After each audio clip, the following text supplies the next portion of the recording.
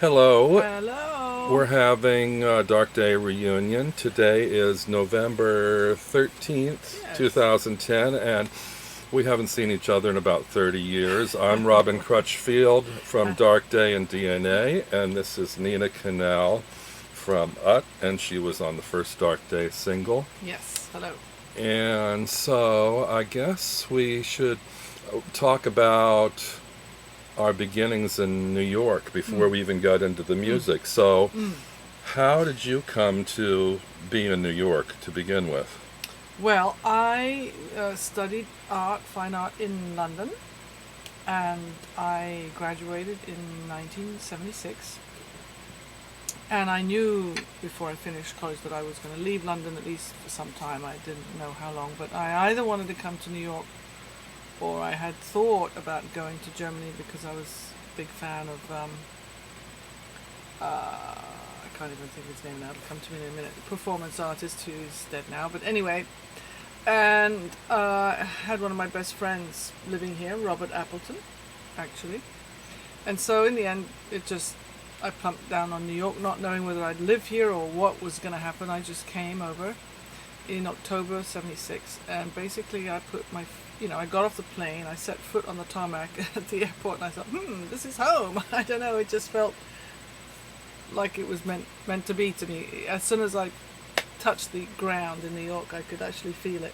It was really interesting. I've never had that anywhere else. And was Robert doing art or was he doing music? Well, Uh, he had met Reese Chatham, and they were starting to form a band called the Gynecologists at that time. Robert was playing bass, Reese on guitar, and Robert was writing songs. And we had studied art, but we'd done some performance work together and sort of mixed type of performance, and studied Terry Riley's drumming thing at some kind of workshop. And we hadn't done a band together, but we'd done other little projects together. And he'd been 2 years older, had finished, done his degree 2 years before. So he'd already been in New York 2 years when I came.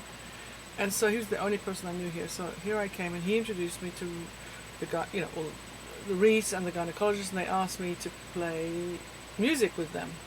So they were just like, can you play guitar, And he had a friend who worked out in Long Island at a music shop who gave me a great deal on an original Telecaster, a Telecaster built pre-CBS. And so I just went out and bought this guitar and started playing. It was just, So, and were you new to guitar or did you completely know never already? played, never even picked one up in my life before. That was so typical of the time. I think Very. a lot of people just kind of picking up instruments for the first time and Exactly. just experimenting with them. Yeah.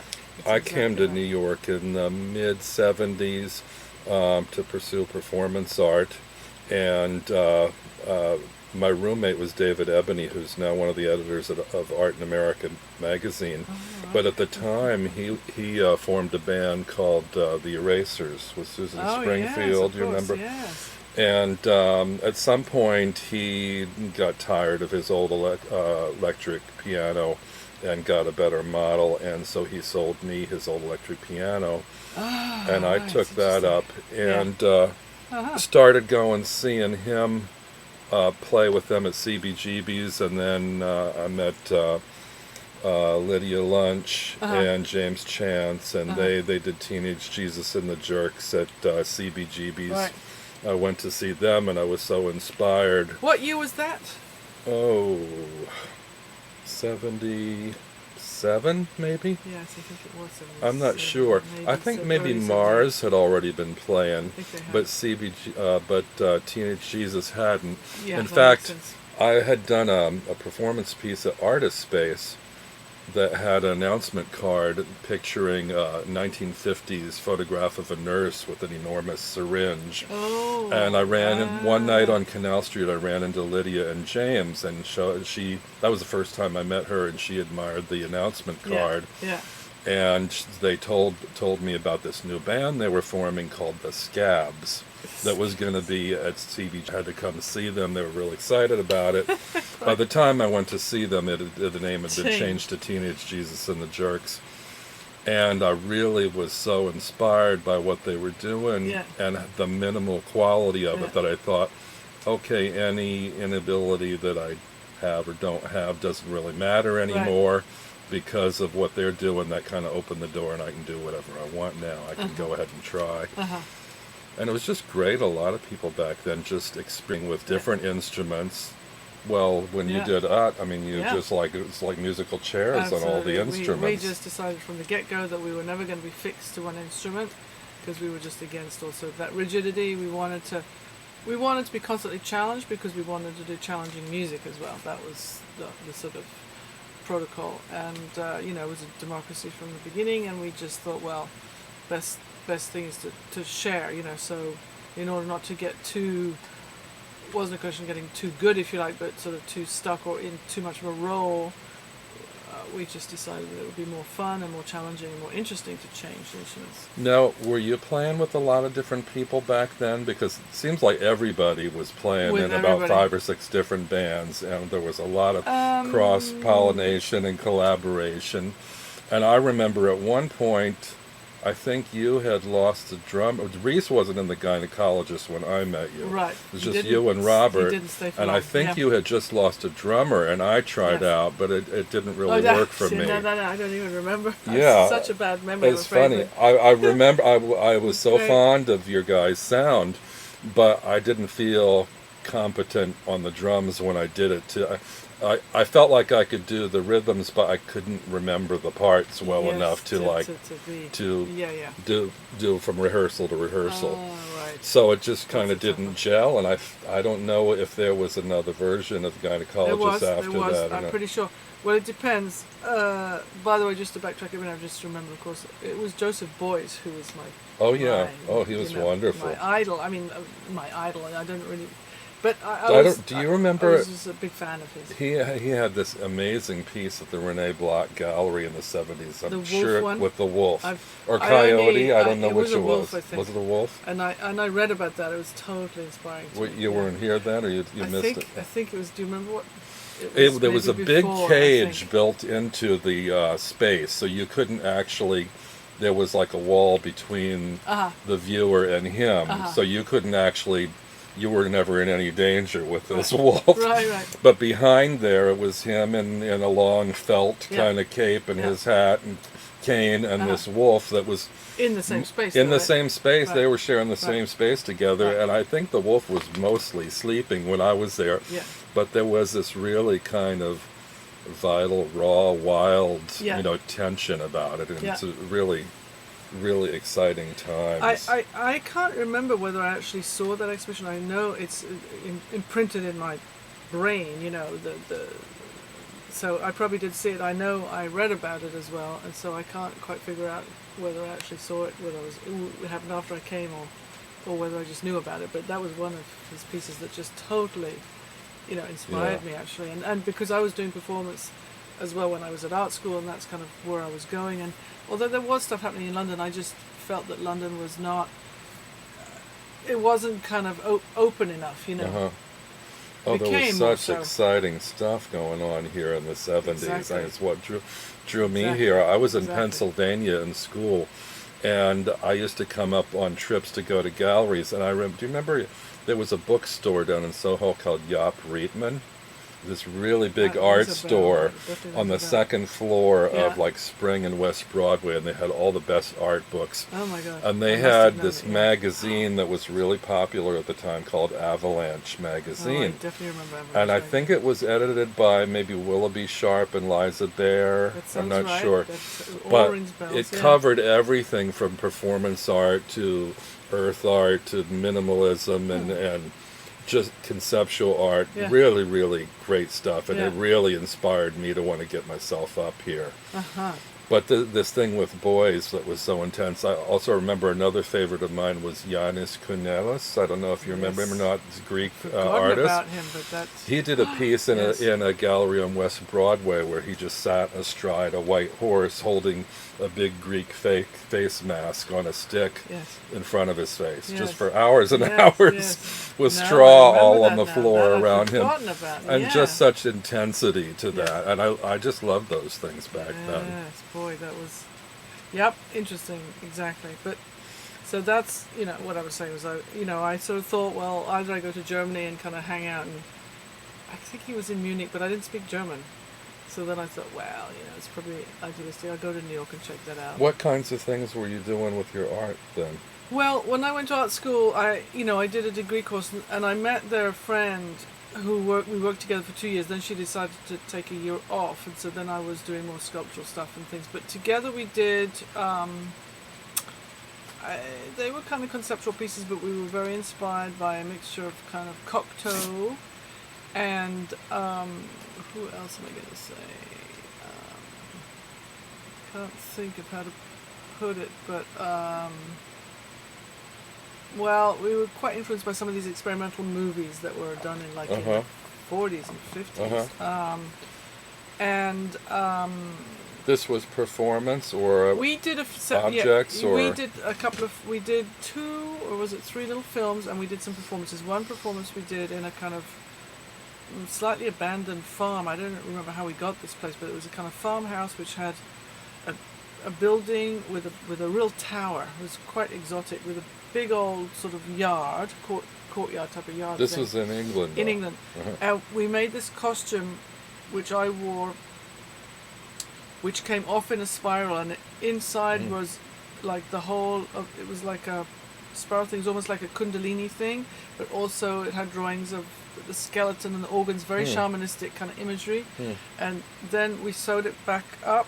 It was kind of loosely sewn, and underneath I was wearing something else. I can't quite remember. We did this whole performance, and then part of the performance was Perry, is my friend's name. She pulled this thing off me, and it came off like a spiral. I was twizzling, and as it came out, you could see what was inside, kind of like a whole mummy thing, And a bit like unpeeling an orange, but then you see all the insides. Exactly, and so, I know what it was. I think on the outside it looked like a skeleton. On the inside was other stuff, which is totally shamanistic imagery, and that was a performance. We did another performance, which was at art school. We did it on a stage, and we had projected images, but we had not fluorescent. What's it called when the paint you can have, which captures light and then glow in the dark, luminescent. Paint, luminescent paint.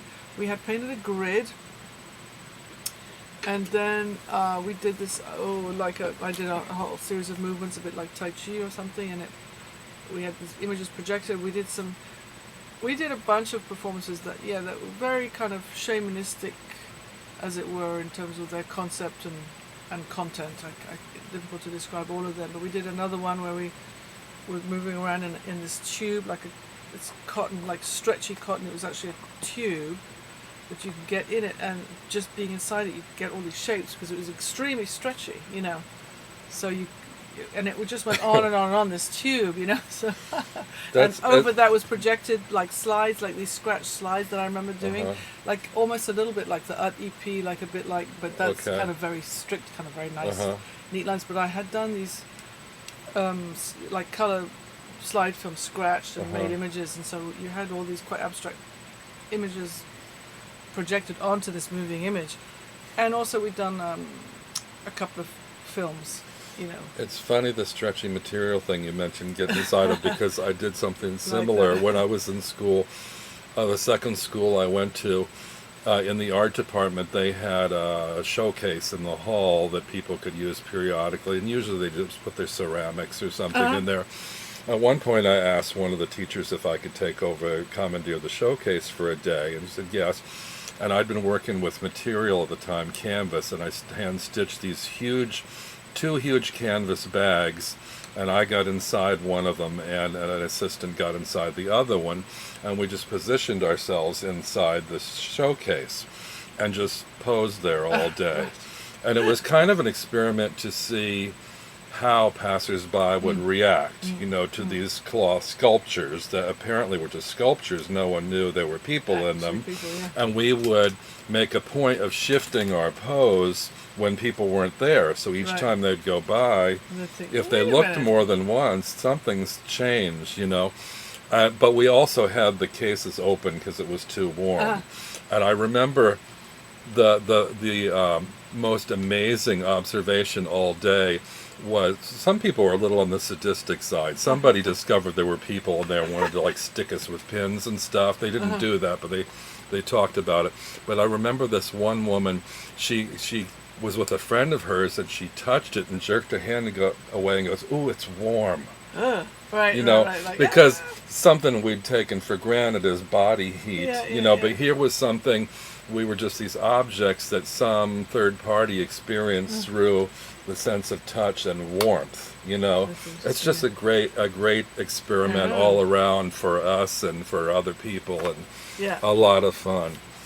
Interesting. Yeah.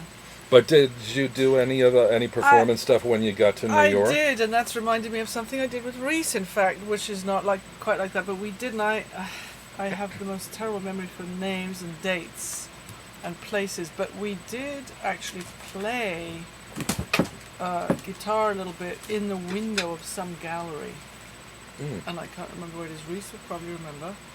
I also worked, my friend Robert, like I said, who I'd done some performance stuff with at art school before.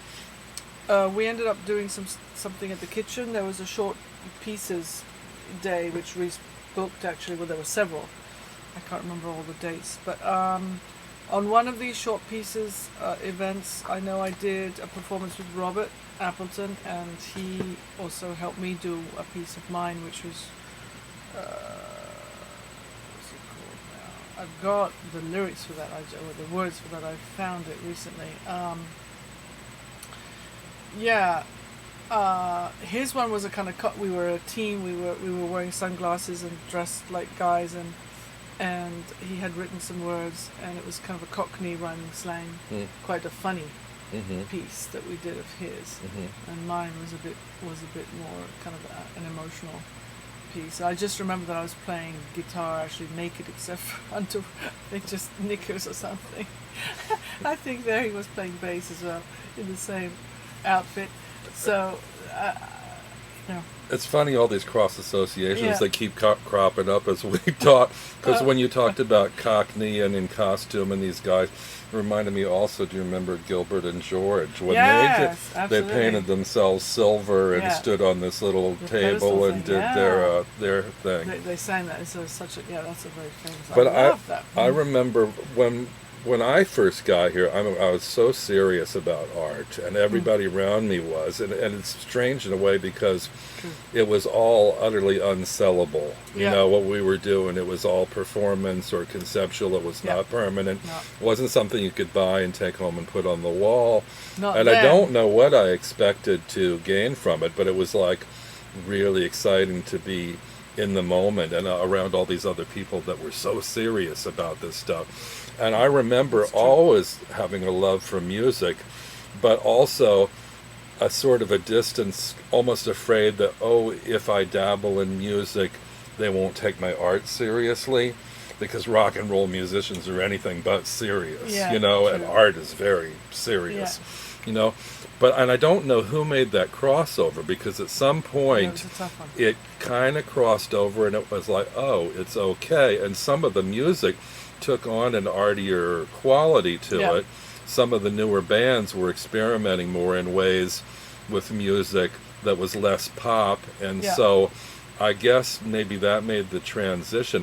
But I know for a while there were still some like holdouts, like it seemed like Jeffrey Lone and a lot of people in the sort of the Soho music contingent. It's almost like they didn't want to play the pop clubs. They were sort of like preferred the galleries Yes. and loft spaces. Yes, well, I think that's an interesting thing, because this conference that I just did at the Issue Project Room was all about, the interaction also of art and music, the musicians and the artists, and how they met and what they did together and where they sort of, joined and worked together and interacted and intermingled, all that kind of stuff. And so it was interesting hearing other people, because we did these two panels, but in actual fact, and there was this whole thing of the so-called the Soho people, and then the sort of East or underground East Village people, which I don't think there was any real difference. But there was a moment when, probably right 79, early 80, when something happened and people started realizing that they could make money maybe on this stuff. It was just before, actually the disco thing was already starting to happen, in fact. I think maybe, I don't know when Studio 54 was created, but some clubs started charging money to play there. actually. Not the smaller ones. I mean, tier 3, there were the tier 3s and all Charging bands these. money to Yes, play? yes, which is a... Oh my God. And so a lot of that was actually like a fuck you thing. It was like, okay, well, we're not going to play in clubs anymore. We'll open our lofts and have people Wow. play. And it created... Oh my God, I never heard such a thing. Well, it created a kind of bonding, which is like almost unheard of in New York. You know, New York's always been a very dog-eat-dog. Well, it was then. It was a very sort of dog-eat-dog place, really, you know. But our period that we're talking about when we came here and were working, and the fact is there were a lot of people involved in the art scene, in that music scene, were artists who'd studied Were they art. charging everybody, or were they No. charging as a kind of insurance to make sure they'd make a minimum? That Yes, they I didn't think the so. I think audience so. was there, or what? I don't really Huh. know. I don't remember exactly, but it was also like, you know, maybe they weren't charging money, but it was but it was sort of like, okay, we get the first 200 or whatever Right. it is, and the place Yeah. is so tiny, you know, how much were you going to make, Yeah. you know? Yeah. It became very financially difficult. Whereas up until that point it was easy, and it didn't matter if only 10 people came. Do you Mhm. see what I mean? Whereas at a certain point it did matter, Yeah. because it was turning into a commercial thing. Uh-huh. And so then it was like, you know, how do we actually do this? And people started saying, okay, like I said, you know, we'll open our lofts and screw those clubs. We don't need them, Uh-huh. you know. And that is partly why that happened. I don't know if it's entirely why that happened, but it was definitely part of the thing. Part of my memory, or my notion about the money shift thing, no, I don't. This was early on, so there were only a very small handful of clubs and only a couple of labels had just started. But I kind of equate the money thing with 99 Records, because Some is it people Ed do that. Ballman? Came up, yeah, Ed Ballman. Ed Ballman ran 99 Records. Yeah. And I mean, his big artists, well, okay, the Contortions, I guess, were fairly commercial, but they Yes. signed with ZE. Exactly. So Z Records, you know, that was Z and 99. They had kind of somehow a commercial push or potential in the way that Charles Wall's projects never didn't. That's true. Now, I don't know, because I always equate the Contortions, Bush Tetras, and ESG with like money-making stuff. Yes. And I don't know if it's the label push behind them and the PR there, or whether it was the kind of music they were doing, or Probably both. what to and- attribute that to. Well, I think because actually, now that you said it, I can never remember when the Contortions started, but it was... Actually, they were all more danceable groups too, so maybe they Exactly. appealed more Exactly. to bigger clubs that had dance, I you know, think it did. disco and dance spaces. Yeah, because and that's stuff. at that moment those things were sort of overlapping, and then the disco thing actually just sort of took over. But it's true that was more danceable, and therefore was innately more commercial because of that aspect, I think. And that's why they would have been able to be signed to those labels. I mean, that was more that way around. I mean, those labels were looking for that kind of thing, whereas they wouldn't have been looking for an Art or DNA or a Mars. You know, they Right. just wouldn't sign. You know, but the Bush Tetras, they were on 99, weren't they? But they Initially, they yeah. came later. Don't forget. You know, so that Yeah, it was was kind already of a second sort or of third wave in a way. Yeah. Exactly. So it was a little bit different. And also we had, what do they call that other, those really young Latino guys that had that other thing that was on 99 that they got really quite big. Was that Liquid? Liquid. And I guess it's Liquid. Somebody There's another else. one. Conk, maybe. Maybe I'm thinking of Liquid, can't think. but I'm getting also There's mixed up another with double another name one. like that, I think. Yeah. I can't think of it. Anyway, all of those were just that little bit later. So it was that was a sort of a second or third phase, as you said, where there was a sort of merging with a more disco element or dance element, which interestingly took it into this commercial realm, which was very different to what we were doing just a couple of years before that. You know, because that's the whole thing to me, is that period when it was Mars, DNA, you know, actually Sonic Youth were not even born yet, I don't think. And you had, you know, Boris Police Band, and you had Zev, and you had, well, the Contortions were around, and Teenage Jesus, of course, and other people. It was such a short-lived, it was just sort of 2.5 years or something, where you had Theoretical Girls and White Pants, or was it you know, the band with Glenn before. The Static. The Static, yeah. You know, when it was much more that sort of rough but really creative, much more like a performance art thing. To backtrack a little bit, did Reese always do music, or did he make art before? No, Reese always was a music person. He studied music. He played flute originally, and then he was doing sort of concrete music and electronic music for quite a while, and studied with Lamont Young.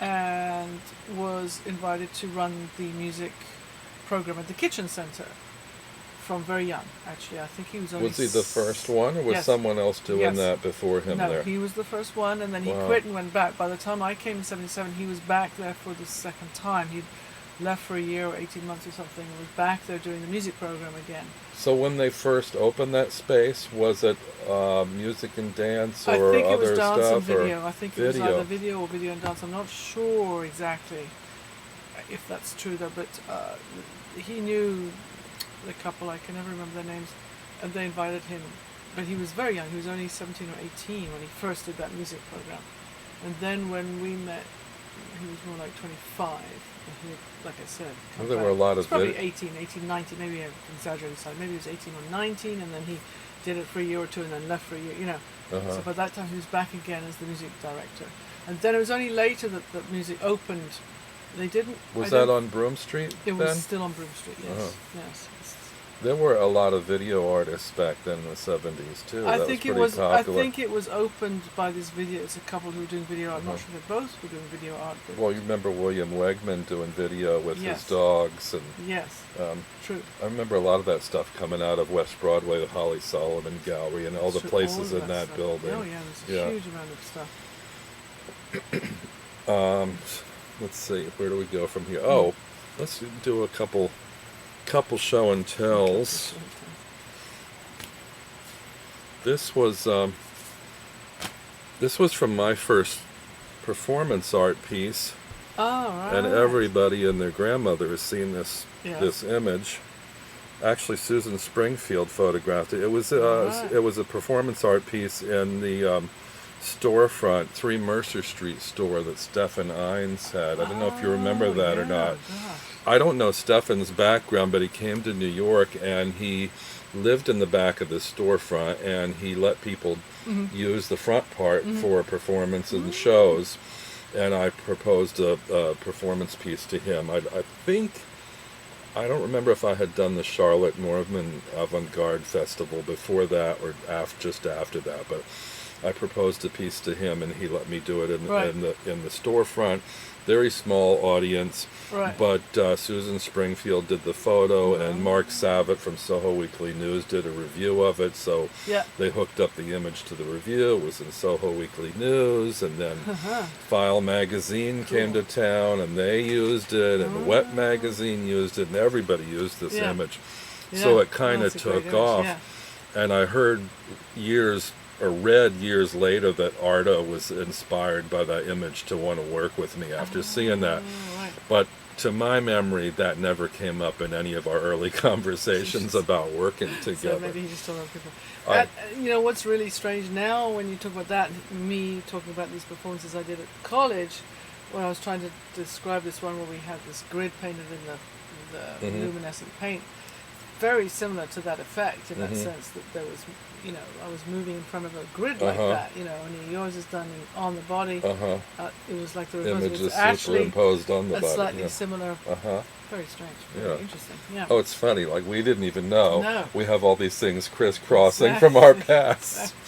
So, and if maybe it wasn't just the two of us, maybe there were other people out there doing the same thing, you know. Lots of ideas just bouncing around out there. I believe in that, you know, ideas are like, you know, in synchronicity. Yeah.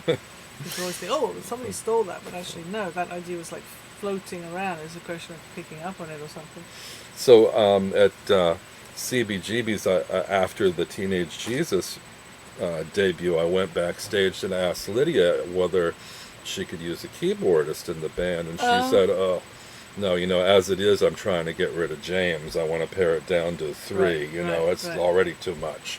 No, but why don't you start your own band? And I said, well, do you know anybody that might be on my wavelength or somebody I could work with?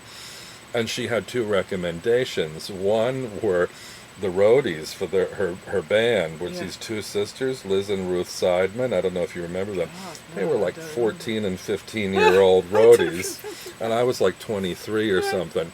And they didn't have any instruments. They didn't play. Well, almost nobody I knew played, but they had no instruments, and they were awful young.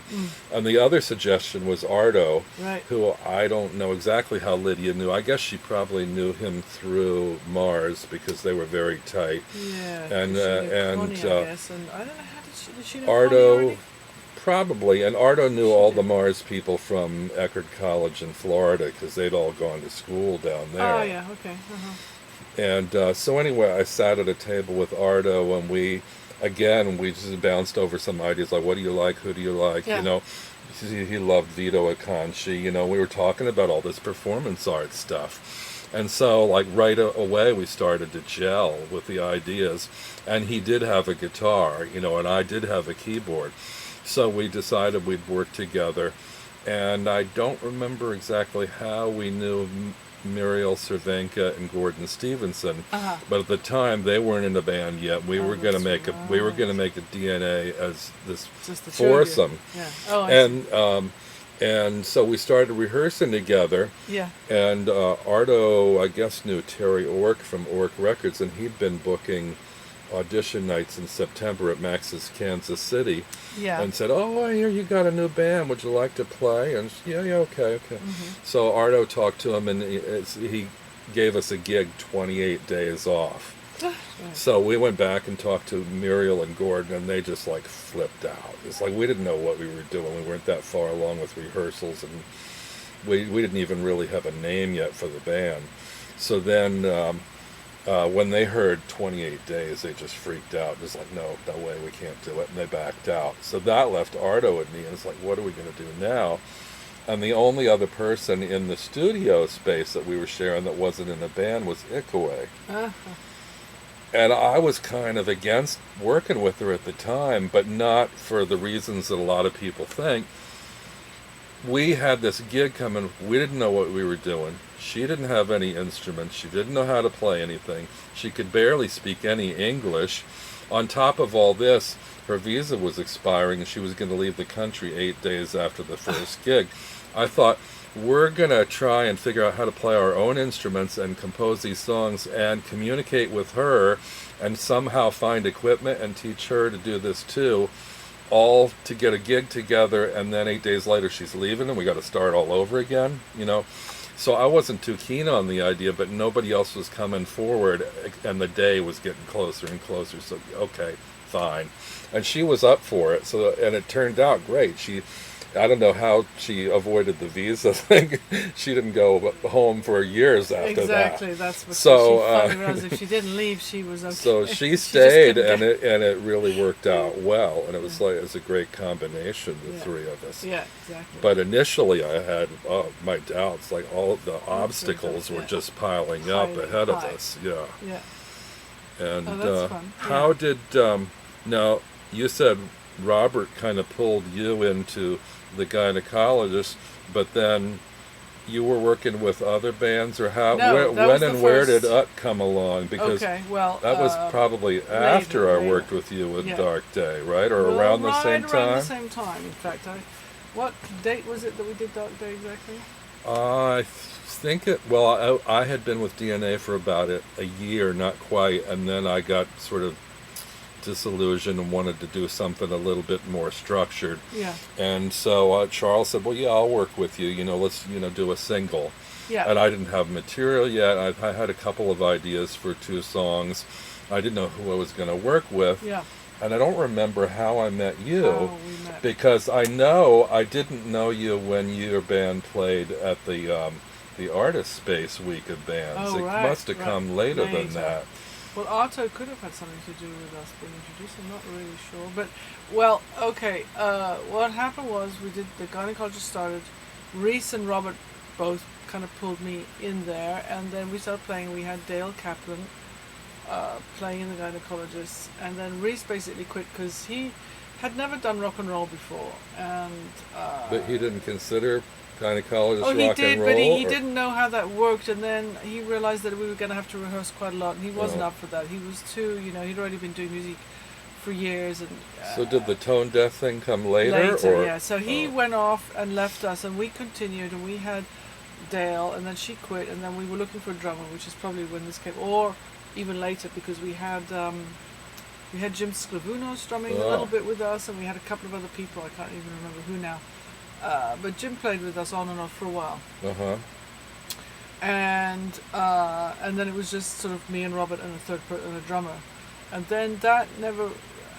There was only so much we could take that. I decided to sort of move on really, but somewhere in there we did Dark Day Project. Well, I remember when that came up because I wanted to form a new band, Yeah. and I couldn't find anybody that was ready or wanted to. Oh, 'Cause okay. I remember approaching you and Nancy, Yeah. and at the time, you both said, "Well, we'll do the sessions, but we really don't want to commit to a band. We're 'Cause both, something else has happened. involved We've in got our other other stuff." bands." Like Nancy was still very heavily devoted to Mars. I bet. And I don't remember exactly where you were at the point, yeah, neither whether do you I. were still in gynecologist, Yeah. or whether you'd formed yet, or if that Exactly. came a little bit later. I can't quite remember either, but either way, I know I was quite committed to both. But at a certain point, well, Peter Gordon introduced me to Jackie and Sally Oh, wow. because they were had become friends, and they were living.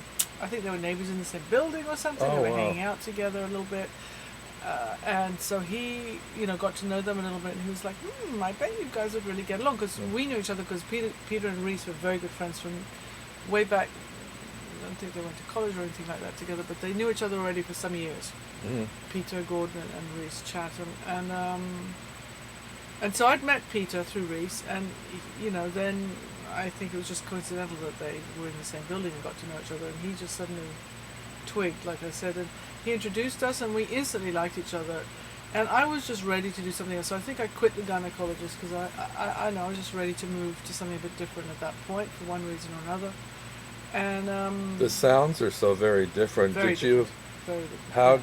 How did you approach the two different bands, or was somebody directing the earlier one, or? Well, when the gynecologists, yes and no. I mean, I guess, in a way, Reese did a little bit with the gynecologist, but like I said, it was too frustrating for him to stay in the Well, and I gynecologist. never heard them with him. Did the sound change much when he left? Not that much, I don't think. Because the thing I liked about you guys at the time was there was this kind of off-kilter rhythm thing, Yeah. which might be described now as reggae or something, but at the time it really wasn't.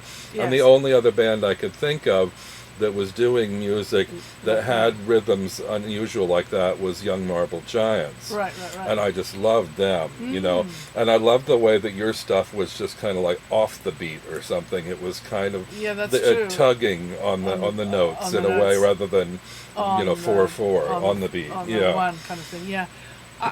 Well, even when I drum, I think I specialize in that. But I think part of what was going on there, see, Robert was playing bass, right, in the gynecologist, and I was playing guitar.